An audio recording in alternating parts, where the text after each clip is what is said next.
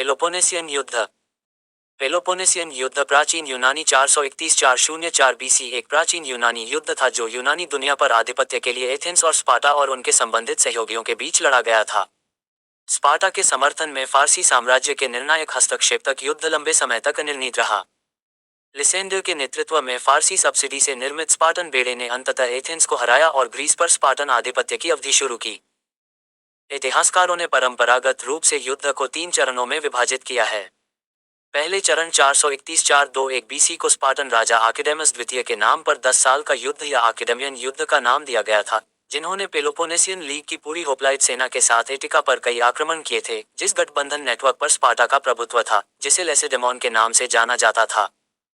हालांकि एथेंस की लंबी दीवारों ने इस रणनीति को अप्रभावी बना दिया, जबकि डेलियन लीग एथेंस गठबंधन की श्रेष्ठ नौसेना ने स्पार्टा के भीतर विद्रोह शुरू करने के लिए पेलोपोनेसियन तट पर छापा मारा।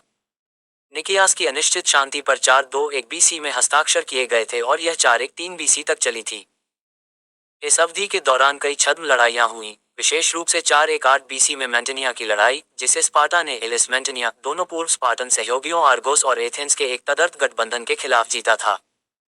फिर भी मुख्य घटना 415 और 413 बीसी के बीच सिसिली अभियान था, जिसके दौरान स्पार्टा के सहयोगी सिरैक्यूज पर कब्जा करने के प्रयास में एथेंस ने अपनी लगभग सभी नौसेना खो दी थी।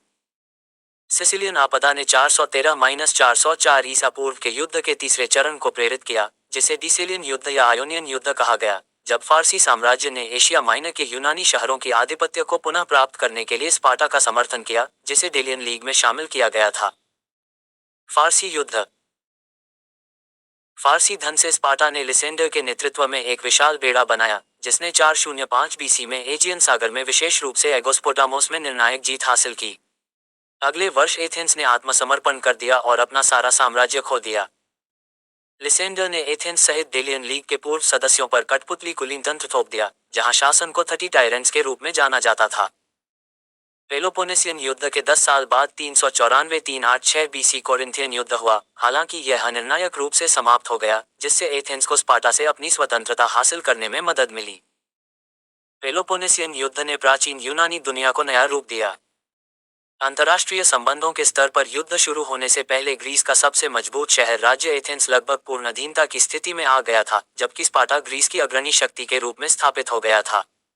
युद्ध की आर्थिक लागत पूरे ग्रीस में महसूस की गई। पेलोपोनेस में गरीबी व्यापक हो गई, जबकि एथेंस पूरी तरह से तबाह हो गया और कभी भी अपनी युद्धपूर्व समृद्धि हासिल नहीं कर सका।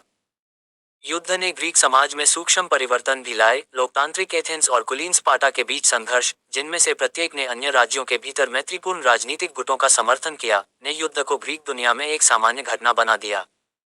प्राचीन यूनानी युद्ध इस बीच मूल रूप से संघर्ष का एक सीमित और औपचारिक रूप था, जो बड़े पैमाने पर अत्याचारों के साथ शहर राज्यों के बीच एक पूर्ण संघर्ष में बदल गया था। धार्मिक और सांस्कृतिक वर्जनाओं को तोड़ते हुए ग्रामीण इलाकों के विशाल हिस्से को तबाह कर दिया और पूरे शहरों को नष्ट कर दिया। पेलोपोनेसियन युद्ध ने 5वीं शताब्दी ईसा पूर्व के नाटकीय अंत और ग्रीस के स्वर्ण युग को चिन्हित किया। अधिकांश युद्ध का मुख्य ऐतिहासिक स्रोत थ्यूसिडाइड्स द्वारा the history of the Peloponnesian war में विस्तृत विवरण है। उनका कहना है कि जैसे ही युद्ध शुरू हुआ, उन्होंने अपना इतिहास लिखना शुरू कर दिया और अपनी जानकारी उन घटनाओं सहित प्रत्यक्ष वृत्तांतों से ली, जिन्हें उन्होंने स्वयं देखा था। एक एथेनियन जिसने युद्ध के शुरुआती भाग में लड़ाई लड़ी थी, थ्यूसिडाइड्स को 423 बीसी में निर्वासित कर दिया गया था और वह पेलोपोनेस में बस गया था, जहां उसने शेष युद्ध के स्रोत एकत्र करने और अपना इतिहास लिखने में बिताया था। विद्वान थ्यूसिडाइड्स को दोनों पक्षों के बीच विश्वसनीय और तटस्थ मानते हैं। एक आंशिक अपवाद वे लंबे भाषण है जिनकी उन्होंने रिपोर्ट की है, जिसे थ्यूसिडाइड्स स्वीकार करते हैं कि जो कहा गया था उसका सटीक रिकॉर्ड नहीं है, लेकिन प्रस्तुत किए गए सामान्य तर्कों की उनकी व्याख्या है। ये कथा युद्ध से कई साल पहले शुरू होती है और बताती है कि यह क्यों शुरू हुआ, फिर साल दर साल घटनाओं की रिपोर्ट करती है। थ्यूसिडाइड्स के काम की मुख्य सीमा यह है कि यह अधूरा है। पाठ युद्ध के समापन से 7 साल पहले 411 बीसी में अचानक समाप्त हो जाता है। इस वृतांत को एक युवा समकालीन ज़ेनोफोन ने अपनी हेलेनिका की पहली पुस्तक में जारी रखा था। ये सीधे थ्यूसिडाइड के अंतिम वाक्य का अनुसरण करता है और युद्ध के निष्कर्ष और उसके बाद के विषयों पर एक समान रिकॉर्ड प्रदान करता है। एथेंस में जन्मे ज़ेनोफोन ने अपना सैन्य करियर एक भाड़े के सैनिक के रूप में फारसी साम्राज्य और एशिया माइनर, थ्रेस और ग्रीस में स्पार्टा के लिए लड़ते हुए बिताया। इन कार्यों के लिए एथेंस से निर्वासित होकर वह स्पार्टा में रहने के लिए सेवानिवृत्त हुए, जहां उन्होंने युद्ध समाप्त होने के लगभग 40 साल बाद हेलेनिका लिखी। उनका विवरण आमतौर पर स्पार्टा के अनुकूल माना जाता है। पूरे युद्ध का एक संक्षिप्त विवरण सिजली इतिहासकार डियोडोरस सिकुलस द्वारा उनकी बिब्लियोथेका हिस्टोरिका की पुस्तकों 12 और 13 में प्रदान किया गया है। पहली शताब्दी ईसा पूर्व में लिखी गई ये पुस्तकें संभवतः पूरी तरह से युद्ध के बाद की शताब्दी में लिखी गई एफोरस के पहले के सार्वभौमिक इतिहास पर आधारित प्रतीत होती हैं, जो अब लुप्त हो गई है। रोमन यूनानी इतिहासकार प्लूटार्क ने अपने पैरेलल लाइव्स में युद्ध के 4 प्रमुख कमांडरों पेरिकल्स, निकियास, अल्सीबियड्स और लिसेंडर की जीवनियां लिखीं। प्लूटार्क का ध्यान इन लोगों के चरित्र और नैतिकता पर था, लेकिन वह युद्ध की प्रगति पर कुछ विवरण प्रदान करता है जो अन्यत्र दर्ज नहीं है। पहली शताब्दी ईस्वी में लिखी गई प्लूटार्क ने अपना काम पहले के वृतांतों पर आधारित किया था जो अब लुप्त हो गए हैं। युद्ध के बारे में अधिक सीमित जानकारी पुरालेख और पुरातत्व से प्राप्त होती है, जैसे कि एम्फिपोलिस की दीवारें और 20वीं शताब्दी में ब्रासिडास की कब्र की खुदाई की गई थी। युद्ध के दौरान निर्मित कुछ इमारतें और कलाकृतियां बच गई हैं, जैसे एथेंस में अरेचेथियोन मंदिर और हेगिसो की कब्र स्टेल। ये दोनों सैन्य गतिविधि के बारे में कोई जानकारी नहीं देते हैं, लेकिन युद्ध के दौरान नागरिक जीवन को दर्शाते हैं। एथेनियन अरिस्टोफेंस के कई नाटक युद्ध के दौरान लिखे और सेट किए गए थे, विशेष रूप से पीस और लिसिस्ट्राटा, लेकिन ये कम ऐतिहासिक मूल्य के साथ हास्य कथा के काम हैं। पेलोपोनेसियन युद्ध के पहले वर्षों को स्पार्स राजा आर्किडामस द्वितीय के बाद आर्किडेमियन युद्ध 431-421 बीसी के रूप में जाना जाता है।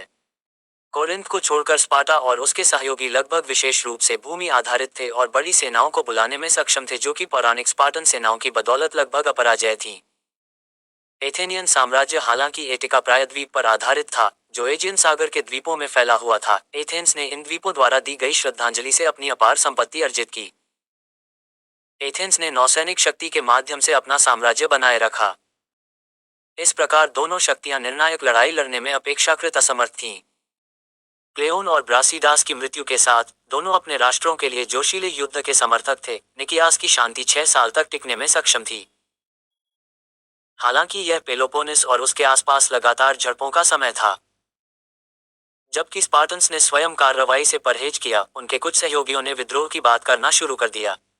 इसमें उन्हें शक्तिशाली पेलोपोनेसियन राज्य आर्गोस का समर्थन प्राप्त था, जो लेसेडेमन से स्वतंत्र था।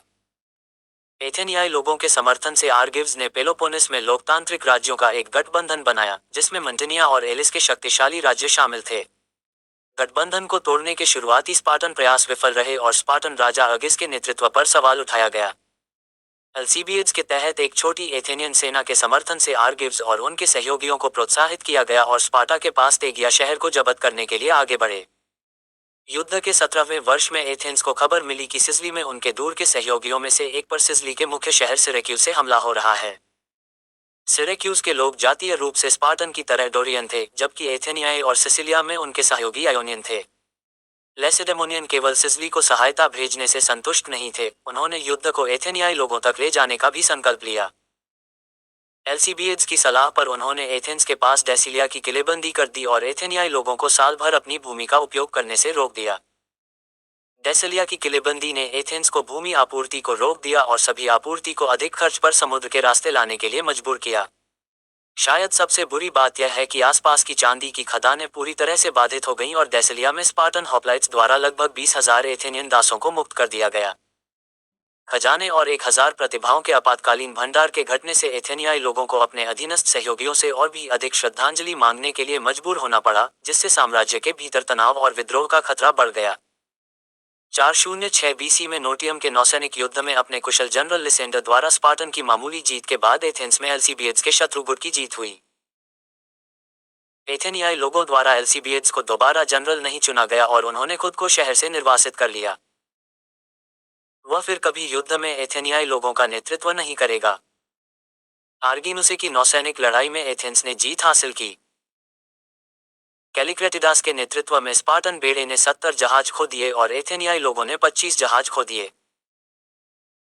लेकिन खराब मौसम के कारण एथेनियाई अपने फंसे हुए दल को बचाने या स्पार्टन बेड़े को खत्म करने में असमर्थ थे। उनकी जीत के बावजूद इन विफलताओं के कारण एथेंस में आक्रोश फैल गया और विवादास्पद मुकदमा चला। ग्रीस में युद्ध का समग्र प्रभाव एथेनियन साम्राज्य को स्पार्टन साम्राज्य से बदलना था।